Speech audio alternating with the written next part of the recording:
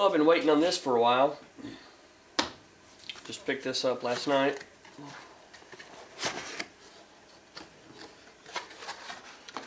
It is Smith&Wesson Shield 9mm. Yes, I've already had it out of the box. Comes with a nice little empty chamber indicator. And 2 magazines. Of course, as all the Smith stuff does, I think all of them, all the guns now, new guns, come with your previously fired proof round and the good old reloading press lock, firearm safety device. So, I'm going to take out the Shield and shoot it today. I also picked up another M&P. But first, I'm going to lubricate this with a little bit of frog lube and some slipstream. And I just wanted to do a brief video of it, let you all see it. I mean, it's been out there a whole lot. You've got an 8-round mag and a 7-round mag. There we go. Let's drop it, scuff it up. 7-round mag fits flush, and the 8-round mag has a little bit of an extension. And this is my M&P9 full-size. Loaded chamber indicator shows it is loaded and chambered. So anyways, you see here, you can see with this magazine it cuts off just flush.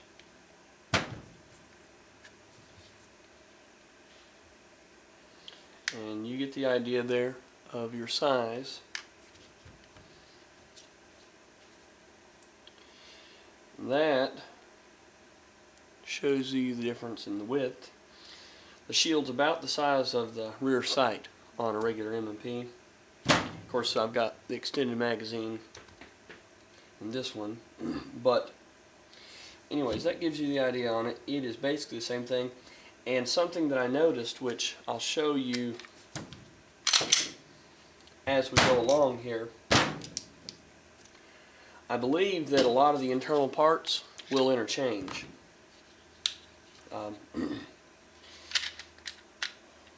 It is what you do, just in case anyone needs to know on field stripping, and that it will be very, very tight to begin with. Lock your slide back. Here's your slide lock, and Smith&Wesson considers that a slide lock, not a slide release. That's why if you've ever grabbed a bone stock Smith&Wesson and tried to use this to drop your slide, it's almost impossible. It's because they don't design it to be a release. They want you to power stroke it for your release. They want this just to be a lock, which it's kind of semantics. But whatever. Rotate that down. What I usually do is I'll put it in my left hand and put my finger there, because a lot of times that'll flip back. And just like you're going to power stroke it, pull back, and that lets the slide lock rotate down. And what I'll do is I'm going to show you guys again how that slide lock will rotate down. There, it goes down, and then when you get to here, what I wanted to show you here is on a Glock, at this point you would pull the trigger and you see it pop forward. There it goes. Now, the way that Smith&Wesson designed theirs was a little different. You will lock your slide back, and then if you look down in here, you will see that little yellow greenish looking lever. What you're going to do is take that lever, and usually I can get my pinky in there on it and flip it down. You can see it in magazine well there now. And once that's flipped down, what that does is it rotates your sear forward to where it's out of the way and you don't have to pull the trigger, dry fire, to let the slide release. For some reason, a lot of people complained about the Glocks having to do that. It breaks the safety rule. Well, hell, you know the gun's unloaded. I mean, you are stripping it. You had to rack it in order to even let the slide down to undo your lock and all that stuff. So you know that it's unloaded. Unless your extractor didn't extract that round that's in there and you were so blind you didn't see it and so stupid you didn't check, well then, you know, you're not going to have a problem. But Smith & Wesson, they wanted to make sure that no one could complain about their guns with that. So same thing. And now when we're here, I don't have to pull the trigger. It will slide on forward. But for a quick disassemble, you can just pull the trigger and not have to worry about it. On your full size, you can use the rear strap. This is a tool that's here. It will push out your pins and it'll let you get to that, and it holds your back strap in. But anyways, what I wanted to show you is, and keep in mind, you know what, instead of showing you on mine that has all the modifications done, I'm going to show you on this brand new M&P9. We'll just push mine off to the side here, or my go-to. Brand new M&P9, just like how mine started out, and I'll do a comparison. On this one, same deal. Down in there you've got your little sear tilt lever. Same way as I was showing you on the Shield. We'll pull that apart. Now, if you compare these, I mean they're almost identical. Your rear sear block, at first glance I thought it was the same width, but it's not. If you compare the rear sear blocks, they're basically the same, except for they've just trimmed the outside down a little bit. But the sear itself, which I'll point it out for anyone that's not sure, the sear is right there, right there. And what that lever does that we're talking about here, I got the camera at a weird angle. If you can see that sear, did you see it flip up? See the sear flip up there? Now,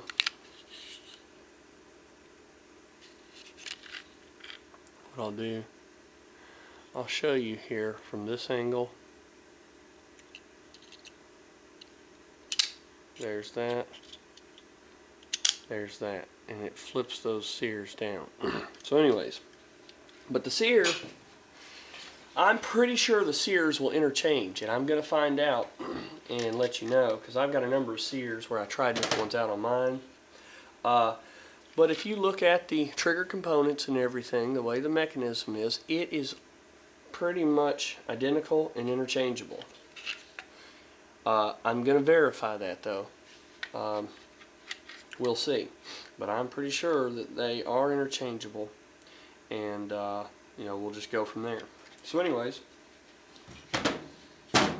now that I got this one out and disassembled, I'll just go ahead and make this part of, and make it all one video where I lube them. Now what I'm going to do, we'll start out with a Shield. To finish field stripping, grab right here on your recoil spring. You just push in, squeeze in, that recoil spring will come out. Your barrel, you can grab right here however you want to and lift out and up. Now that barrel can sometimes, especially on the longer ones, it can get bound up in here a little bit, If it gets bound up and doesn't want to move, just take your time with it. Just wiggle it. Just wiggle it, wiggle it. And if you have to kind of, on something soft, tap it one way or the other to get it busted loose once you've bound it up, that's fine. Do not hammer on the barrel. Just take the slide itself and kind of tap on something soft and it will bust itself loose. If you hammer or you tap on the barrel itself once it's bound up, all you're going to do is get it in there tighter. But now the gun is field stripped. This is the M&P Shield field stripped. The full size, it field strips the exact same way. It's just bigger.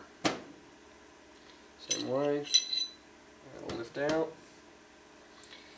And there you go. So we'll go back over here to the Shield. And what I'm going to do is, it's already got some of this factory preserve on it, basically is what it is. I'm going to drop that both barrels into the ultrasonic cleaner and get them just a little brushed off.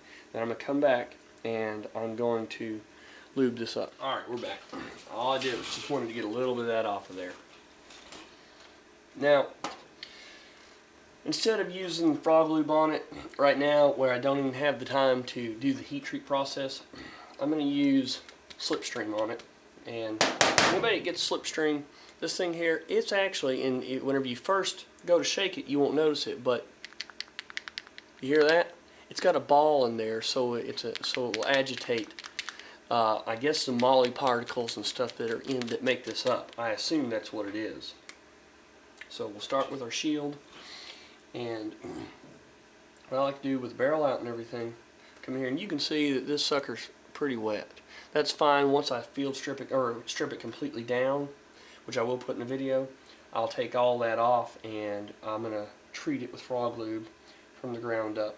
I'm going to get some slipstream down inside of my rails. And I like to start at the back because that is the first place that your sear blocks and your pads and everything on the gun are going to come in contact with. As you slide it on to your lower, I'll go ahead and put a little up front there. Well, I got some on the tip. I'll put it right around in there and go ahead and put a dab onto the safety plunger. I'm not real big about lubing the striker, but I will run a little lube right here on this ramp, and that's pretty much done there. Yeah, the only other thing you want to do is right here on that section that juts out there. That's actually where your trigger reset happens, and you want to put a little lube on both sides of that. Set that out of the way.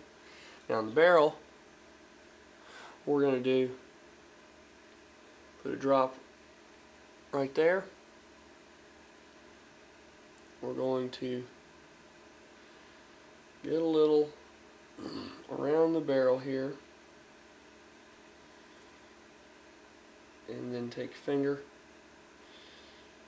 And this is just, for the slipstream, what I'm doing here. And there we go. We'll leave that at that for a moment. Now on our lower, come in here, and the same thing, but opposite. You just want to have your pads with a good bit of lube on them. When you drop this down into your pad rail, see if you can watch that. See that drop go down in there? Now I know that it is on the bottom of that rail, because that's a pretty important part. And whenever you do this, capillary action, so to speak, will cause it to flow. And here and here, on these high points, it's a good idea to get a little bit of lube there. Get some lube here. And this, again, remember, this is the first time. And so things are just a little bit different whenever you're talking about your first time. Now down in there, I don't mean on the sear, but down in this pocket, make sure you can see down beside it, I'm going to try and get a drop to go down in there. Alright. Now the only other thing, you might take a little bit of the excess that's on the tip there. Just kind of throw a little lube on there. You want to dab it on with your finger. All you're trying to do is just any point that has any friction, you want to get it lubed, because these guns are unbelievably dry feeling. Now in your spring, put a little drop right down here where they make their connection, and just every so often drop a little down in between the coils, and that will carry it along in there. It'll get squeezed in and it'll be fine. I'm going to hold on to this for a second. I'm going to take my barrel, go ahead, put it in. We'll take our spring and spring will need to be seated down in there. All you got to do is just squeeze that way and it'll fit right down in there. Once that's done, go ahead, same deal. And as you get this right here, your ejector there, it's got to go into that slot there. Now, you don't have to hold your finger here now. All you gotta do is let it come back and you're on. Now, once you've done that, you just want to actuate it a few good times. Let it get good and lubed up.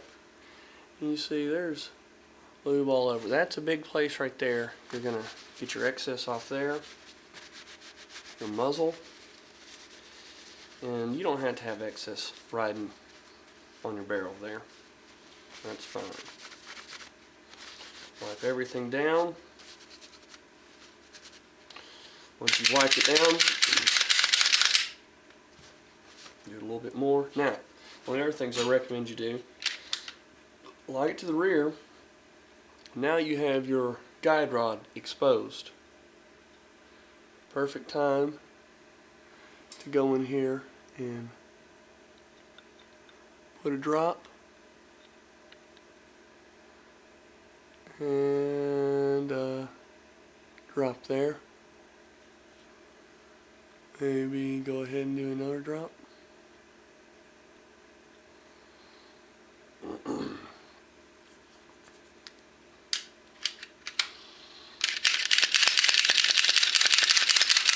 Yeah, that's much better. That right there did a lot for it. Those three little drops right there made a huge difference just then. Alright. M&P is done. Do not lube your magazines, or the shield is done. Don't lube your magazines. Start with our slide. Same difference.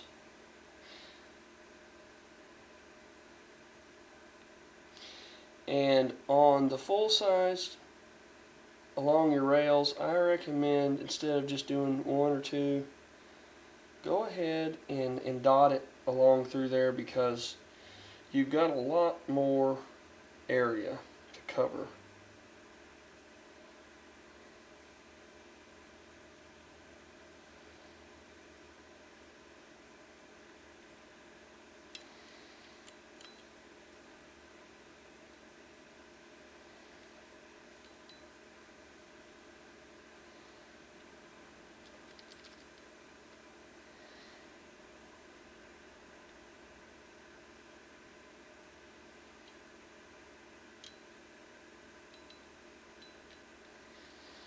Alright, there's that. Take the barrel.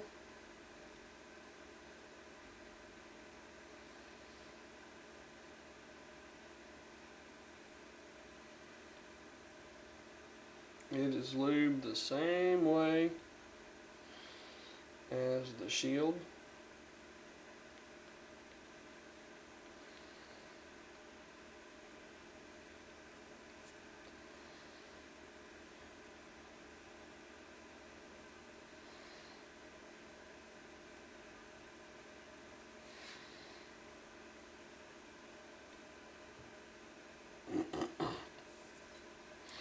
On this one, because we've got a longer distance there, you see where it's shiny down in there where the barrel's already ridden?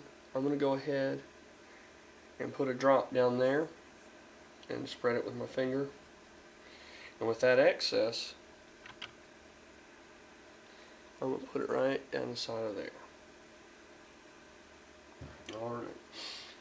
Now if you want, you can go ahead and put your barrel in, just so you don't pick up extra dust and stuff from letting it fall. If you want, you can go ahead, drop a little lube, and you don't have to get carried away here, because you're going to get it whenever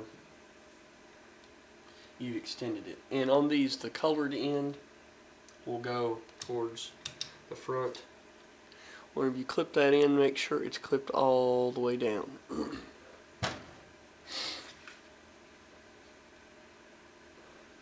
Same thing.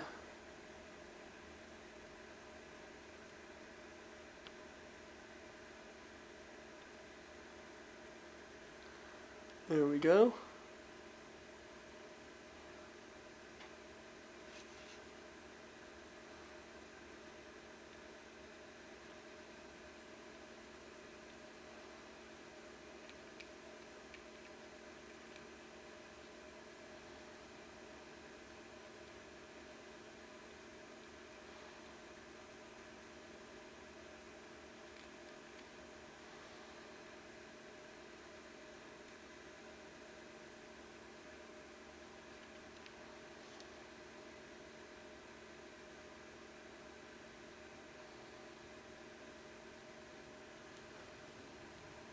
Alright. We'll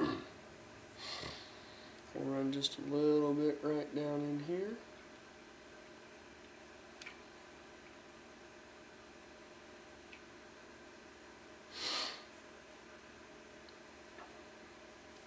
And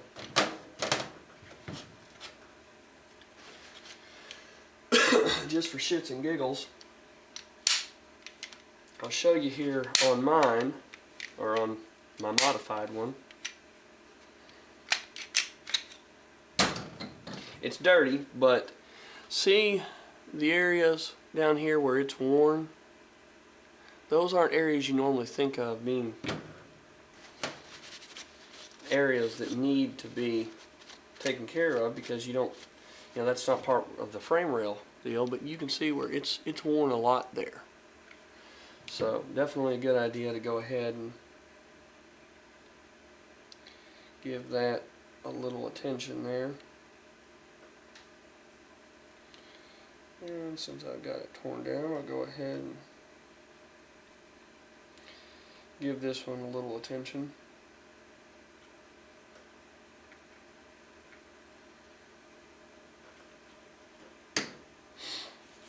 We've already got our slide back together on this. Same deal. Get everything lined up.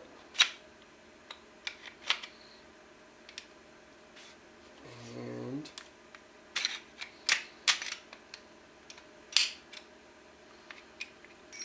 whenever you bring that all the way back, it's not going to clip down. You got to let it come forward a little bit farther, and then it'll clip up.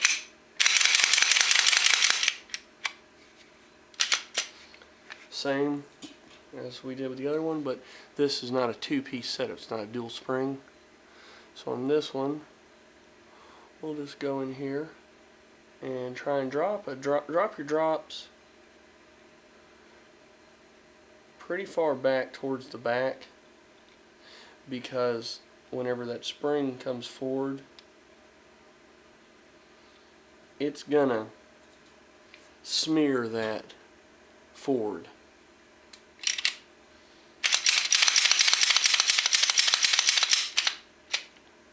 I'll run a little bit more on it, onto the spring. Let it run down. Much better.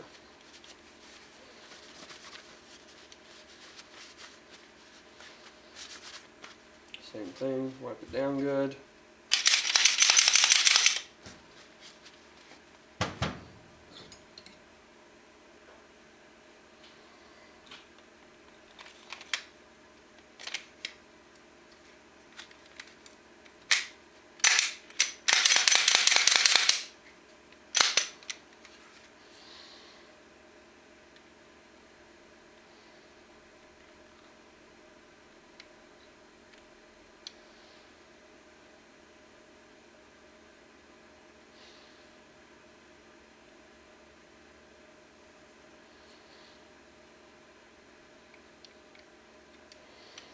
And yes, my gun is frog lubed, and this is not necessary, but as hard as I run this thing, when I shoot, and as many rounds as I do shoot, never pass up the opportunity to put a little lube on it. That's what she said. Lube. Alright. So,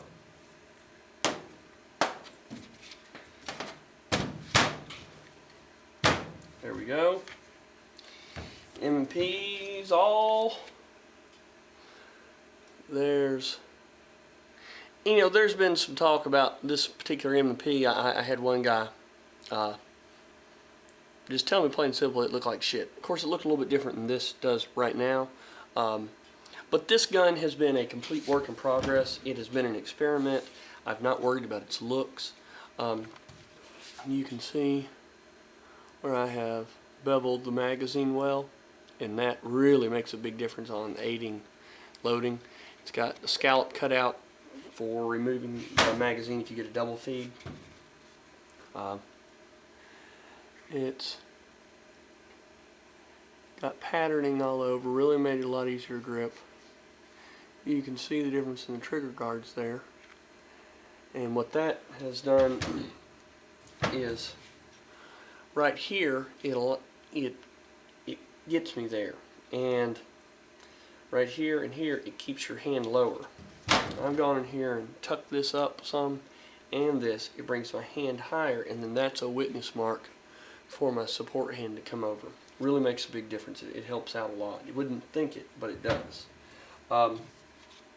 This is the small grip, this is the large, but I've removed the beaver tail area. Just little things done, and of course you can see the difference in the triggers. This one here has the internal middle safety there, kind of like a Glock. It's all aluminum, whereas both of the triggers on the other two are this factory Smith&Wesson M&P, where that is your button basically. This trigger leaves a lot to be desired. The Shield isn't so bad. This one, you can just hear that. What that noise is the trigger return spring, the coils of it rubbing on something.